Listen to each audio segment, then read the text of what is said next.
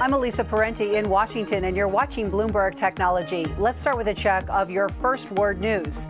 The House has passed yet another short-term extension of federal funding to keep the government running for 3 more weeks while putting off a raft of policy fights. The bill still has to clear the Senate before the showdown deadline at the end of the day on Friday.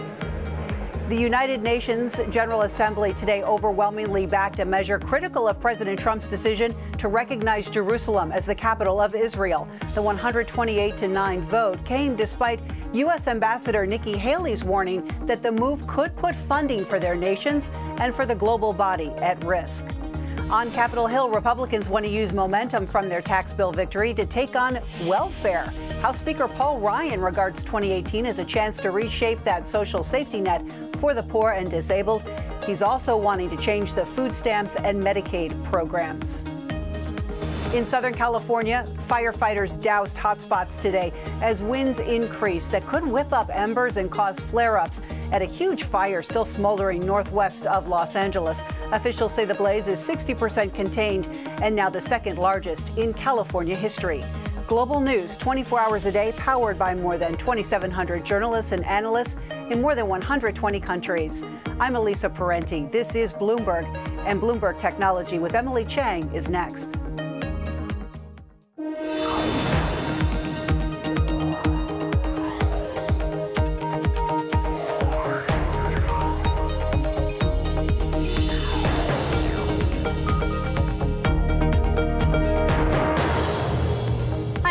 And this is Bloomberg Technology. Coming up, we will take a look at a big year in consumer tech, from Amazon to Google and Apple. What worked, what didn't, and what's worth your money.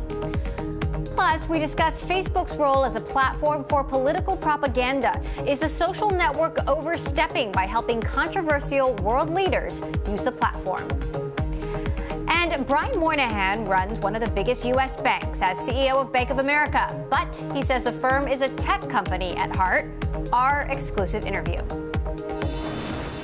Apple is developing an advanced heart monitoring feature for future versions of its smartwatch. That's according to Bloomberg sources. It is part of a broader push by the company to turn what was once a luxury fashion accessory into a serious medical device. On a whole, wearables are still far from mass adoption. According to the latest report from eMarketer, less than 20% of the population will be using a wearable device by next year, and that growth rate is slowing.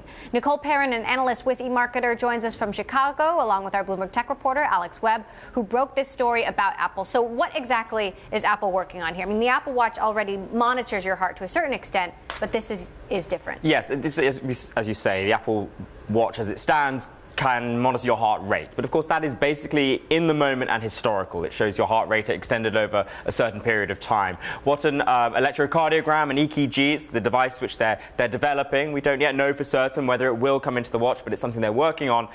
What that is able to do is anticipate future cardiac events. You know, it can see perhaps he's possibly going to have a stroke or has got a blood clot and therefore should go and see a doctor. And it's that sort of predictive and preventive medicine and healthcare which is really a huge opportunity for Apple, potentially. So, how does this fit into Apple's overall plan?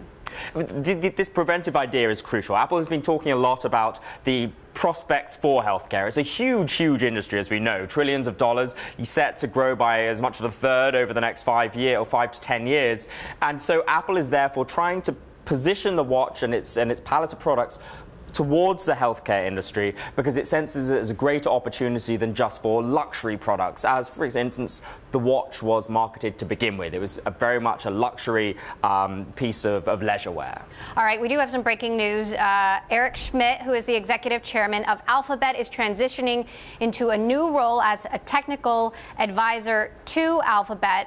Just getting in the full release here from Alphabet. Of course, Eric Schmidt was Google's CEO for a very long time. He then became executive chairman. Larry Page returned as CEO. Larry Page, of course, the co-founder of Google. Page then restructured the company, became CEO of Alphabet, and Schmidt became executive chairman of Alphabet. There's likely some more to this story, though, of course, Schmidt has been at the company for a very, very long time. We will have more on this story momentarily. Alex, in speaking about Apple and its health efforts. What does this signify about where Apple wants to take the watch, and how much will this health monitoring part of the device improve sales? The thing is that at the moment, it remains, as we were saying, something of a luxury. It remains something that, I mean, if you were just asking me before we went on air, do you have a watch? Yes, I do. Do you need a watch? Well, I'm not quite sure. They're trying to make it an essential part of your life and try to make it something that, if you do have any concerns about health issues going forward, you really feel you need to buy one. So Nicole is still with us as well from Chicago. Nicole with eMarketer. And Nicole, I want you to tell us a little bit about how wearables are doing right now, because there was a lot of optimism about the potential for wearable devices. They really haven't lived up to the hype in terms of adoption. So where do things stand right now when it comes to actual use? Yeah, that's exactly the case. So back in late 2015, we were very bullish on wearables, and that was primarily because we expected the Apple Watch to perform really well.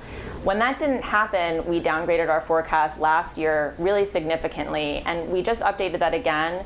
We bumped it up slightly, but nowhere near where we were at the time. So now we estimate that this year about 45 million people in the US use a wearable at least once a month, and next year that'll rise by about 12% to about 50 million US users. Just once a month? I mean, isn't the goal to get people wearing these every single day? Most people probably do, but that's just how we generally estimate usage for most consumer devices. So do you think a feature like a more advanced heart monitoring feature would actually, significantly boost sales of something like the Apple Watch? So like you were saying, they're trying to turn this from a luxury, nice-to-have item into a need-to-have item. And while I think that that kind of health information would be of a lot of interest for some people who had some kind of risk factors, and there's other ways that people are looking at using Apple Watch to monitor glucose for diabetics, but I don't know that that's something that the mass market is going to feel like they need, especially at the current price point. So, Alex, interestingly, obviously, we've been talking about how wearables are slowing down, and it seems smart speakers are the hot thing this year and could surpass wearable sales. But again, I wonder if there's a similar question there of whether they will continue to dominate the market as they are right now. You mean in terms of for the watch itself? Right. I mean, actually, I think it's interesting with the speaker because the HomePod has been delayed, but coming next year. Speaking to some people who know about this, they were saying that, well, when they were first developing the HomePod, they saw some of the lessons they learned from the watch, and that they had not got a great message in terms of who should be buying this thing. They gradually shifted and realized it's a health and fitness device. That's how we should market it. And so with the HomePod, what they're doing is like, this is a music device. It's not a home automation device, although there is something you will be able to do with it. It is a music device, and so it's interesting seeing the relationship between the two products. And obviously, it'll be interesting to see how the HomePod does. It was supposed to be here in time for the holidays. It will not be. It's coming out early next year to a lot of competition as well from Google Home and Amazon Echo. Okay, Alex Webb, our Apple Bloomberg Tech reporter, thanks so much. Nicole Perrin, analyst at eMarketer, thank you as well.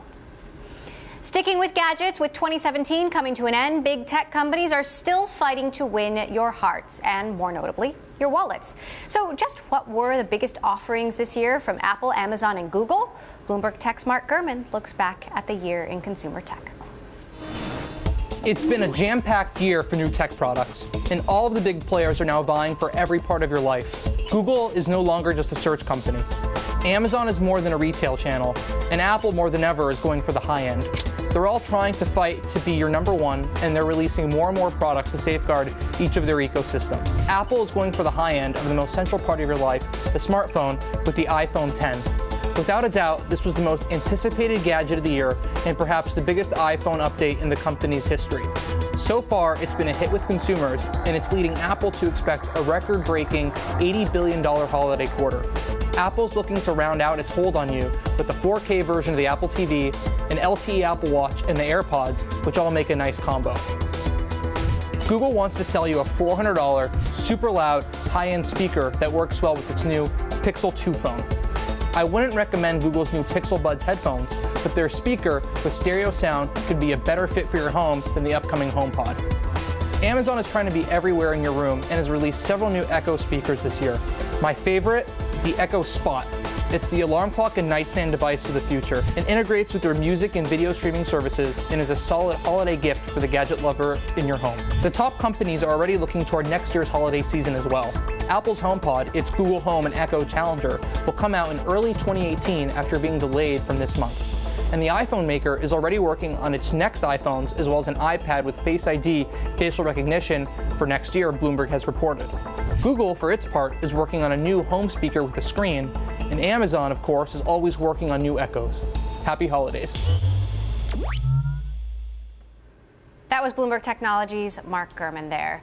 Returning to headlines, we broke for you just a few minutes ago. Alphabet saying Eric Schmidt is stepping down from his executive chairman role to become a technical advisor to the company, this ending a 17-year senior leadership position at the internet giant. Joining us now on the transition, our Bloomberg Television editor-at-large, Corey Johnson. So what do you make of this? Well, I remember when he got the job, and it was a really amazing thing to see these very young entrepreneurs with this new idea get one of the great people in Silicon Valley, one of the people who was very highly respected for what he did at Sun, who was very well known for what he did, I think Blue's Novell, the networking company, and really came with this knowledge of how enterprise software works so much and was known for his mind in Silicon Valley. But it was a question, I was going to run a consumer-facing internet company. Of course, Google became one of the great companies in the history of the world, and a lot of that, in setting it on its direction, as much as it was the founders, it was Eric Schmidt deeply involved in that. Of course, he stepped to this executive chairman role,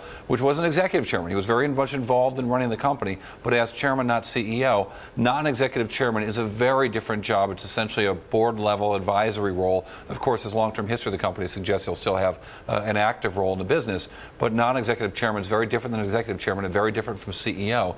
But it's remarkable, just simply remarkable what he's done in 17 years at Google. So this from Larry Page saying, continuing his 17 years of service to the company, he will now be helping us as a technical advisor on science and technology issues. I'm incredibly excited about the progress of our companies are making and about the strong leaders who are driving that innovation. Presumably that's a reference to some of these other Alphabet companies like Verily and Calico and these efforts to cure death and create smart contact lenses. Well, so think about how much Ruth Porat, also very much widely admired in the financial industry. Ruth comes into Google with the notion that she's going to pare down some of these things and try to make sense of some of the places that they're reaching and maybe limit some of the reaching into other different ways. Eric came into this company with these young founders with this goofy idea of letting smart people get high salaries and go off and explore things that had nothing to do with the core business, and yet turn that into a very successful business. I think one of the most interesting things about his long career in technology, before the 17 years he was here and after, was recognizing how the very latest developments in technology would be very pertinent in the near future in both enterprise and consumer-facing technologies, and the way these scientific developments might change the products available from Silicon Valley, and putting his company into the forefront of that. So, I think the question remains, is there anything more to this story? Is he simply transitioning out because he's ready to transition out, or is there more? Well, there have certainly been discussions of him going to all kinds of places. There's wonderful stuff in Scott Galloway's new book about when Scott Galloway was on the board of the New York Times. They said, we got to get rid of the kinds of CEOs we've had in the past and hire Eric Schmidt. Let's do that. And the board practically laughed him out of the boardroom. The notion that this guy is so plugged in and understands technology and the ways consumers interface with technology means there's a lot of opportunities available to him. He's also obviously been moving away from the sort of executive role at Google for a long time, with that move from CEO to, we broke this story sitting in the very same room. I remember when that happened. It probably wasn't, what was it, probably 6 years ago? It seems like yesterday. But it was, I believe, in 2011. No, it might have been, it was probably 2011 when we first started the show. Page came in as CEO, and then it was in 2015 that he restructured and turned the company into Alphabet. Yeah, so he's had a really remarkable career in Silicon Valley, and it's been interesting to watch these changes. So I wouldn't be surprised if we see a very different change out of what he's got next. He's also been very, very involved in philanthropy in the Bay Area, and talking a lot about that in a very public face of philanthropy for many, many years. I wouldn't expect that to stop either. Okay, Corey Johnson, our editor-at-large. Thanks for giving us some more context.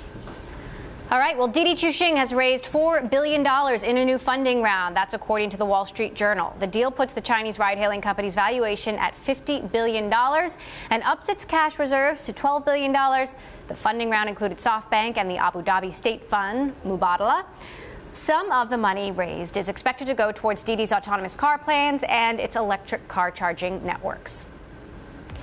Coming up, Facebook cares a lot about getting influential people on its platform. But now the company's practice of working with politicians, some who use it to silence their opponents, is under scrutiny. We will explain next. This is Bloomberg.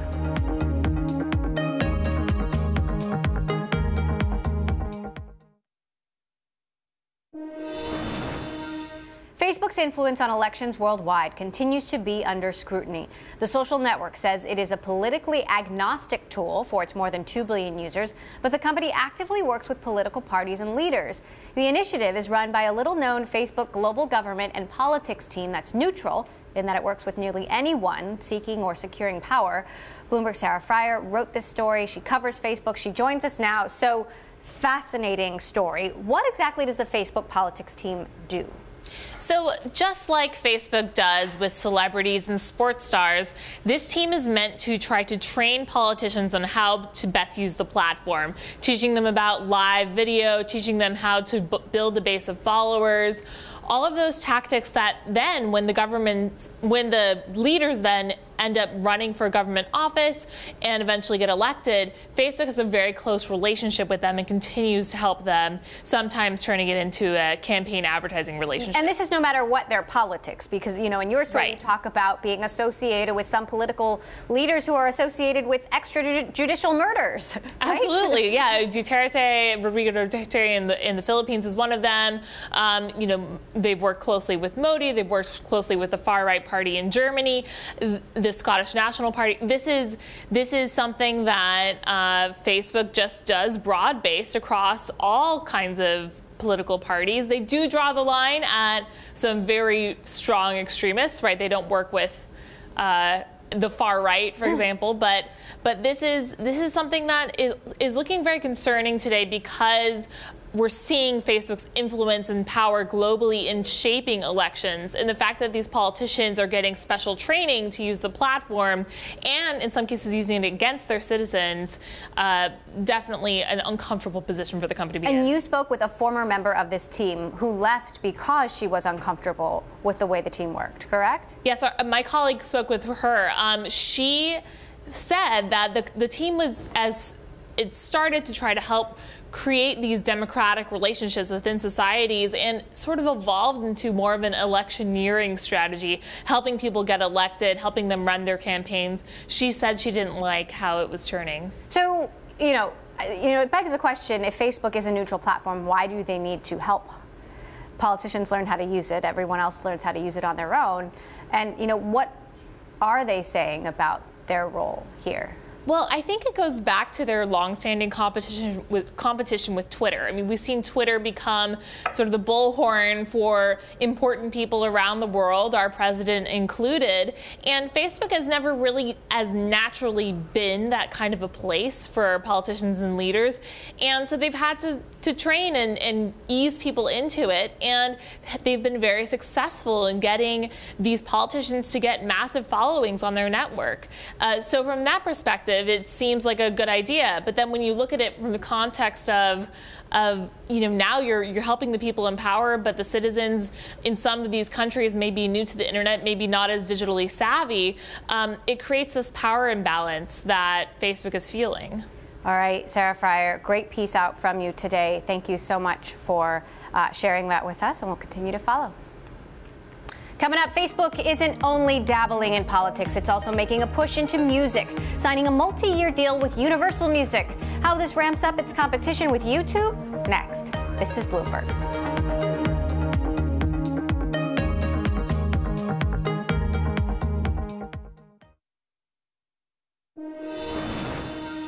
Facebook has signed a multi-year licensing deal that lets the social network carry songs and artists from the world's biggest record label, Universal Music Group, across its platforms. Under the agreement, Facebook users will be able to upload songs under the Universal label and share music through Facebook, Instagram, and Oculus VR technology. Joining us from LA, our Bloomberg Entertainment reporter, Lucas Shaw. So, Lucas, talk to us about the motivation of this deal. For Facebook, they have these great ambitions in video. Mark Zuckerberg has said that video is a big part of the future of Facebook. And in recent years, any video that's included a song, say you're at your wedding and you dance to Ray Charles, to Sam Cooke, something like that, that video gets taken down because you don't have the right to use that song and Facebook doesn't have the rights to host videos using that song. It's been a source of great frustration for some users and a source of frustration for Facebook as it tries to be a competitor to YouTube as a platform where you can upload any video that you want. So this solves that problem for them, and in the long term gives them the potential to, it improves their relationship with the music business so that they could get the rights to professional video in the future. For the music business, it's just been irritating for them to have all these videos that are violating their copyrights on Facebook, and it helps them establish Facebook as a potential competitor to YouTube, another huge network with billions of users that can be a place that people upload video. Do you expect that we'll see deals like this with other record labels? Yeah, Facebook has been talking with Sony and Warner for the past several months, if not more than a year. I don't know if they'll announce them or how, but I would be surprised if they didn't have deals with all three of the majors in the next few months. What does this signify to the competition, whether it's YouTube or Spotify? Well, I think what you've seen in the music business is there's been growth recently because of paid services like Spotify, like Apple Music, but free has been sort of this untamed wilderness. YouTube is really the place everybody goes, and now the music business is really trying to bring some order to what people can listen to for free and can't listen to. So Universal Music, which is the biggest record label, they made a deal earlier this year with Spotify that gave them greater control over what music was available for free.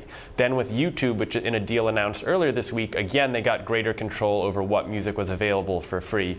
And if they get to a point with Facebook where Facebook is also hosting lots of full songs, they'll exert a lot of control over what's available for free. The labels want to say you can listen to full albums, playlists, just get any feature you want if you pay. But if you're not going to pay, you can only listen to certain songs. And they've made a lot of progress this year towards that end. Lucas, a quick question. We've only got about 30 seconds left, but we're getting more dribbles about a Spotify IPO. What is the latest that we know? The latest, there was a report in the Wall Street Journal that said that the SEC was leaning towards approving Spotify's plans for a direct listing on the New York Stock Exchange, which is an unconventional way of going public. It's not a huge surprise, but we had reported earlier this summer that the SEC was looking into it, and now it looks like they're okay with it. All right, Lucas Shaw, our Bloomberg Entertainment reporter in LA. Lucas, as always, thank you. Still ahead, our exclusive interview with Bank of America Chair and CEO Brian Moynihan. His thoughts on Bitcoin and why he is skeptical about the digital currency and its growing prominence in the financial industry. This is Bloomberg.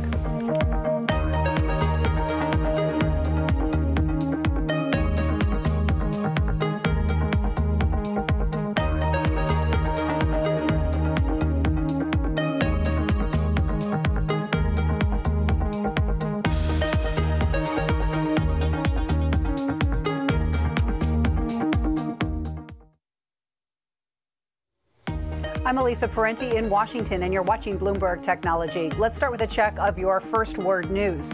The House passed yet another short-term extension of federal funding to keep the government running for 3 more weeks while putting off a raft of policy fights. The bill still has to clear the Senate before the shutdown deadline at the end of the day Friday.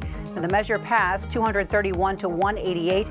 It would maintain current spending levels through January 19. It provides $4.5 billion in emergency funding for missile defense work, as well as other Pentagon expenses. Authorities say the driver of an SUV that rammed into a crowd in central Melbourne today is an Australian citizen of Afghan descent with a history of drug use and mental illness, but no known links to terrorism. The crash injured 19 people. Vice President Pence has outlined President Trump's strategy in Afghanistan during a surprise trip to Bagram Air Base. Pence says that Trump has put Pakistan on notice and that the country has much to lose if it continues to harbor terrorists. Pence told U.S. troops that too often Pakistan has provided safe havens to the Taliban and other terrorist groups, and that, quote, those days are over. The Department of Homeland Security's internal watchdog says his office will investigate how a tiny Florida company won more than $30 million in contracts for relief supplies following Hurricane Maria. Acting Inspector General John Kelly said today he would look into why Bronze Star LLC never delivered the emergency tarps and plastic sheeting as promised. The supplies were needed to cover tens of thousands of Puerto Rican homes damaged by the storm's winds. Global News 24 hours a day, powered by more than 2,700 journalists and analysts in more than 120 countries. I'm Elisa Parenti. This is Bloomberg. Just after 5:30 p.m. here in Washington, it is already the weekend. 6:30 Friday morning in Hong Kong. We are joined by Bloomberg's Sophie Kamarudin with a look at the markets. Sophie, good morning to you. Good morning, Elisa. And yes, already the weekend. We're gearing up for a happier Friday as we close out the penultimate trading week of 2017. Now, futures, they're pointing higher in Asia on a light data day, and investors will get to react to the latest U.S. GDP figures. Now, flipping the board to check on the yen, which is sticking above 113 after the BOJ held rates as expected, and the Aussie dollar that's hovering around the 77 handle after breaching it for the first time since early November. And Bitcoin looking set to snap a 3-day slide. And we are watching copper as it's headed for its 8th straight quarterly rally and is the year's best base metal. And Sophie Kamarudin in Hong Kong. Up next, more with Bloomberg Technology.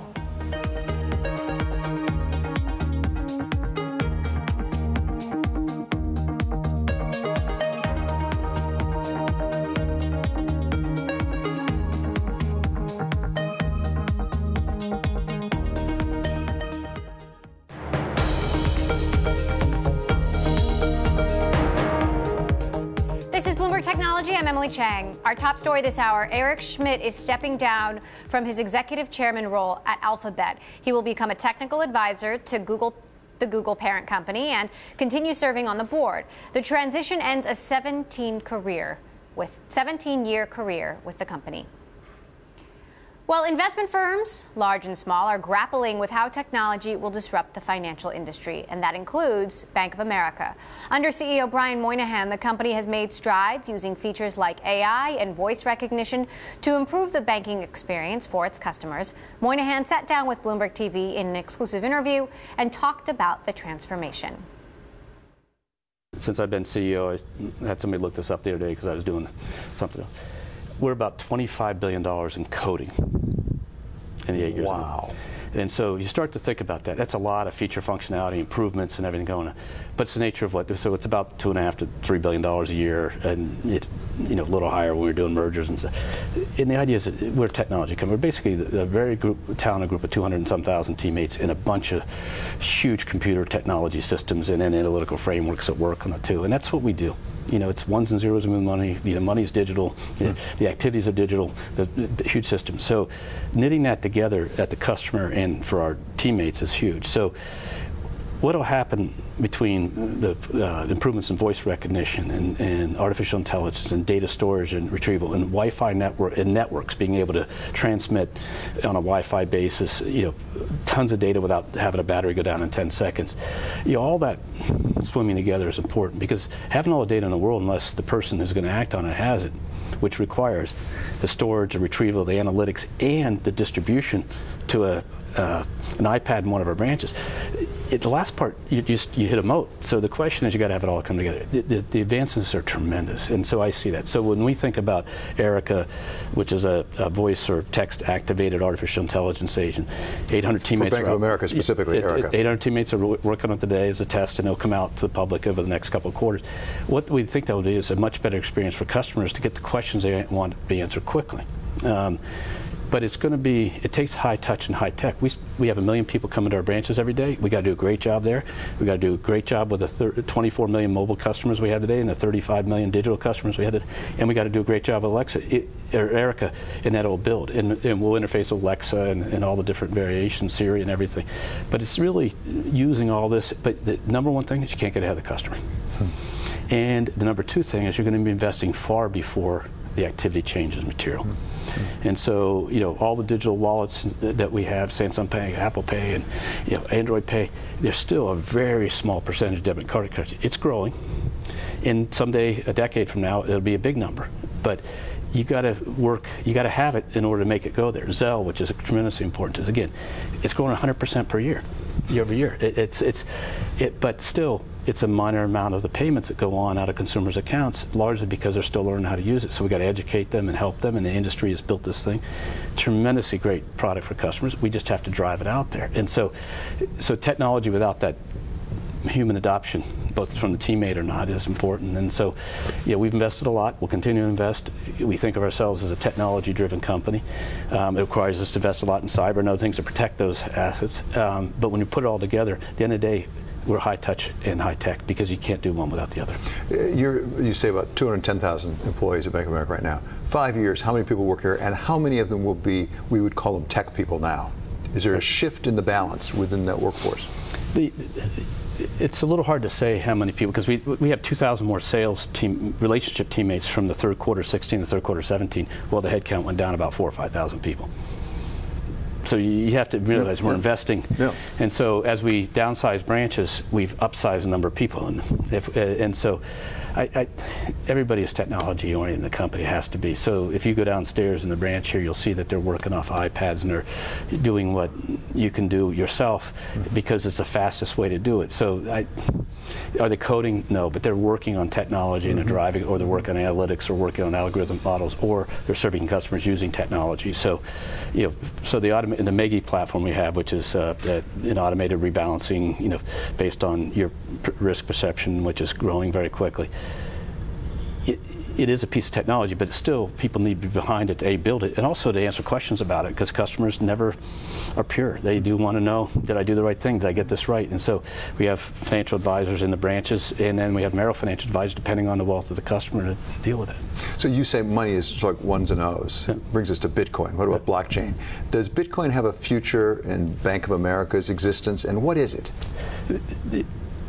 When you separate this question, you have the blockchain technology, which is distributed ledger and verified ledger, all the different words. That's tremendously important, and I think we have 37 patents already in for that. And we're using it in various ways, and the industry's using it in ways, because we had to figure out ways we can verify very complex transactions where a lot of information and money are moving together.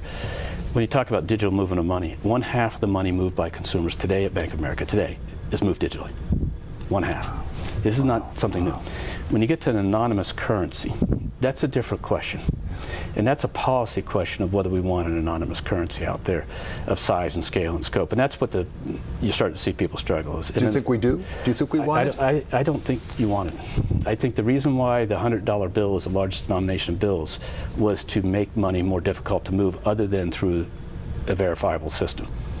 And I think that is a lesson a lot of economies have learned over time as they brought their denominations down to improve the transparency of the economy, the ability to track it, the ability to find the money, the ability to have it come through in that huge AML and KYC work we do and the industry does. And it helps you find all kinds of interesting things, and that's important for law enforcement and other types of things. So I think that's not good. The speculation, I'll let other people reflect on it. You're seeing great debates on it. But I think the idea of digitizing money is not new. The wire system is a digital transfer system. The ACH system. The question is, what's exciting is when you can walk around Bryant Park out here and go in these little shops that are set up for Christmas and be able to tap your phone or something like that, as opposed to carrying dollars. Those are exciting things. To get that last mile electronified. That's what, to have you and I exchange money if we had lunch together through Zelle. That's exciting. That takes the cash, because in the end of the day, of the $53 billion expenses, odd round numbers we'll have next year, 5 of it will be to move coin, currency, and checks around the system.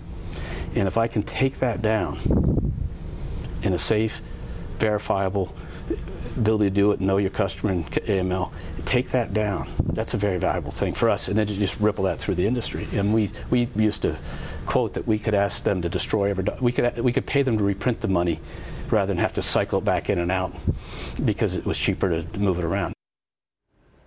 That was Bank of America CEO Brian Moynihan speaking to Bloomberg's David Weston. Well, Disney and 21st Century Fox lost their bid to keep sensitive business documents out of the antitrust case that pits AT&T against the U.S. Justice Department. Disney had sought to shield information relating to agreements that the company and Fox have with pay TV companies to distribute their programming, as well as data on revenue, pricing, and subscribers. The U.S. government seeks to interview as many as 50 witnesses ahead of trial. Coming up, the crypto craze was one of the biggest stories of the year. As we look back on 2017, we bring you highlights from our conversation with the CEO of Coinbase, the biggest cryptocurrency exchange. This is Bloomberg.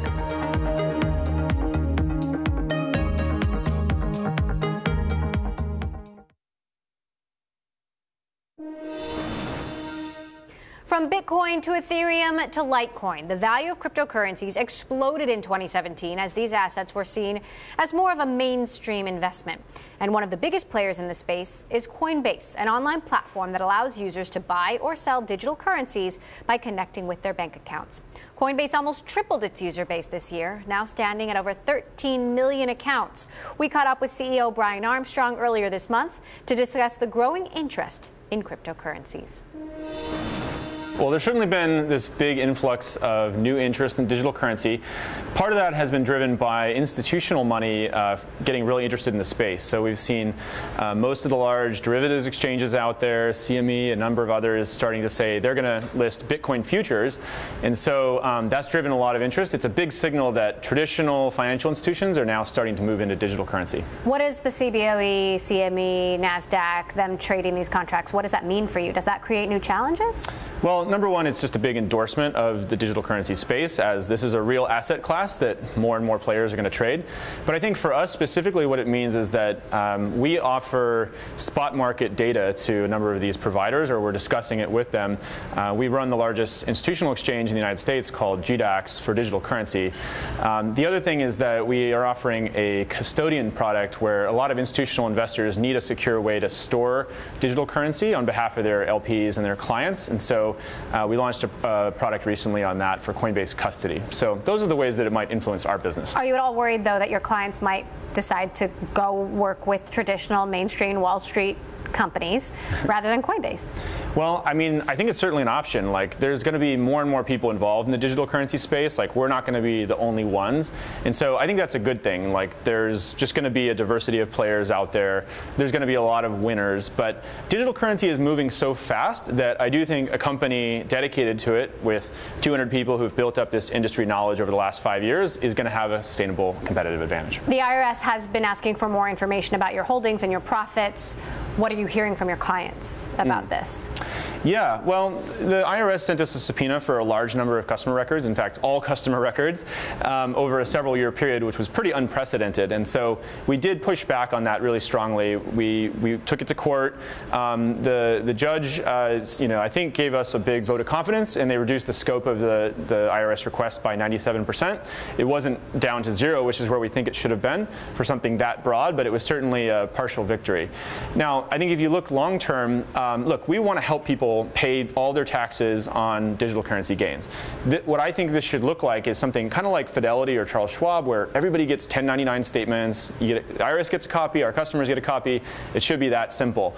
We're working with the IRS now, thankfully, to make sure that we come up with some kind of a solution where everyone's going to pay their taxes. But this is one of those new areas. Technology keeps finding a new box that doesn't fit into the existing framework quite perfectly, and we need to work with everybody out there to make sure we get there. Given the uncertainty currently, as you work this out, are you giving any advice to your clients about how to report their gains to the IRS? So, obviously we try to stay away from any sort of tax advice since that's not what we do.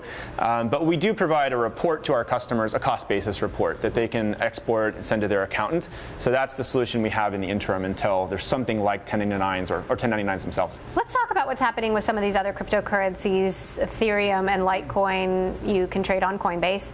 What do you see happening with Ethereum versus Bitcoin in the future? Well, they've sort of evolved down different paths. Bitcoin used to be 95% of all the market cap of digital currency, and it's come down quite a bit. I think something maybe to 50 or 60%. And so Bitcoin is ending up, in my mind, being a little bit more like digital gold, if you will. It's kind of the oldest digital currency. It's the one that people flee to in times of uncertainty, but it hasn't scaled to become, for example, a payment network with the sort of transaction throughput that people might want. So Ethereum Ethereum has kind of grown to do that, and Ethereum is now doing more transactions per day than Bitcoin. Ethereum also has this really innovative new concept of smart contracts, and so it's much more programmable than Bitcoin. Bitcoin you could think of as a simple 4-function calculator. You can send A to B or subtract B to A. Ethereum is almost like a programming language where you could write any software and run it on this globally decentralized computer. So that's kind of a mind-bending concept, but let's just say that Ethereum is higher throughput per second as a transaction network, and it's much more programmable. So when it comes to the price, how do you see Bitcoin versus Ethereum playing out? I mean, do you see the Bitcoin spike continuing? Do you see Ethereum surpassing Bitcoin as some have suggested it will? Yeah. Well, of course, I never want to be giving any investment advice, but I mean, just in broad strokes, the way I think of it is that Bitcoin does have a certain amount of guaranteed scarcity built in. There's only ever going to be 21 million coins. And of course, if something's more scarce, the price can be driven up. Ethereum has taken a different approach, which is that there may be a moderate inflation curve, almost like the US dollar. They might target 2 to 3% inflation a year. They're actually still deciding exactly what it's going to be. So it's not, Ethereum's not trying to be gold, which is what Bitcoin is. It's trying to be something more like a payment network or something more programmable. So that all factors into what the price will be. I guess one other really broad thing you could look at is just where are the users going, and where are the developers building the new apps? I personally see more developers building apps on top of Ethereum today. So that's one other factor which could point to what it might be in the future. That was Coinbase CEO Brian Armstrong there. And we do have some breaking news right now out of Spain that Catalan separatists have won the regional election there in a big blow to Spanish Prime Minister Mariano Rajoy. You are looking at live pictures right now from Barcelona. Obviously, this is a significant step towards potential independence of Catalonia from Spain. We'll be right back. This is Bloomberg.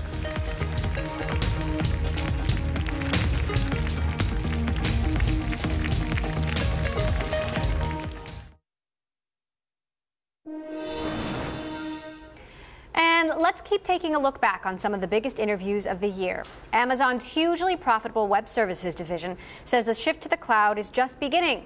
I sat down with Amazon Web Services CEO Andy Jassy in October at the GeekWire Summit in Seattle and asked if the growth of the unit has surpassed even his wildest expectations. It's certainly grown really fast, and I don't think any of us would have had the audacity to predict it would grow as fast as it has. But I think we always believed it had the chance to be a really significant business, and that's because just inside of Amazon, which is a really strong technology company, we had a lot of internal development teams that wanted help moving faster, more cost effectively, and building their applications on top of an infrastructure technology platform. And so the fact that Amazon really wanted this made us think that third parties would really want it. And then, of course, I don't think we would have predicted that it would be a $15 billion revenue run rate business growing a little bit over 40% year over year this quickly, and that I don't think we would have predicted that we would have several times the size business of the next 14 providers combined, or that we'd have millions of active customers, or that we'd have a 6 to 7 year head start. So all those things were big surprises to us. Of course, your competitors now want this too. How do you make sure Amazon stays in the leading position? Well, I think there's a few things. I mean, it's not a surprise to us that every large technology company in the world is interested in building a replica of what AWS has done. It's such a great value proposition for customers that it's why it's being adopted so fast, so others will want to participate. I think that there are some real differences between the platforms today. I think the first thing is that AWS just has a lot more functionality by a large amount than anybody else, and we're also iterating at a faster clip so that gap and capability continues to extend. And I think there are really different ecosystems around these platforms. It's not just the thousands of systems integrators who've built practices around AWS, but most ISVs or SaaS providers will adapt their software to work on one technology infrastructure platform. Some will do two. Very few will have the time to do three. And they all start with AWS just because we have such a significant market segment leadership position. And then I think the maturity of the platforms are also in really different places. We have this expression we use internally that there's no compression algorithm for experience. And that's because you just can't learn certain lessons until you get to different elbows of the curve and scale. And with several times the size business of the next 14 providers combined. They just haven't learned those lessons yet. And so you see that in all kinds of manifestations of performance. You just added GE as a customer. Same time, you lost Spotify to Google, Bank of America to Microsoft. Tell us about the lengths that you're going to not just get new customers, but make sure you keep the customers that you have. Yeah, we have millions of active customers. And the way to think about an active customer for AWS is it's a non-Amazon entity that's used our platform in the last 30 days. So we have millions of active customers, and they span the gamut. So, most of the big successful startups have built their businesses completely from scratch on top of AWS. And these are companies like Pinterest and Airbnb and Slack and Domo and Robinhood. But over the last 3 years, the enterprise and public sector adoption has really dramatically increased in the cloud and in AWS. And you see every meaningful vertical business segment using AWS, whether if you're talking about oil and gas, it's Shell and BP and Hess. In financial services, it's Capital One, Intuit, Commonwealth Bank of Australia, and FINRA. In manufacturing, GE, you mentioned, they've been actually working with AWS for a long time. They're moving 9,000 applications to AWS. And Schneider Electric and Philips and technology, Netflix runs completely everything on top of AWS, even though we compete with them in our video business. And then in the public sector, we have nearly 3,000 government agencies worldwide using AWS. So we just have a lot more customers in every imaginable segment than you'll find elsewhere. That was Amazon Web Services CEO Andy Jassy there. And that does it for this edition of Bloomberg Technology. A reminder, we are live streaming on Twitter. You can check us out at Technology weekdays, 5 p.m. in New York, 2 p.m. in San Francisco. That is all for now. This is Bloomberg.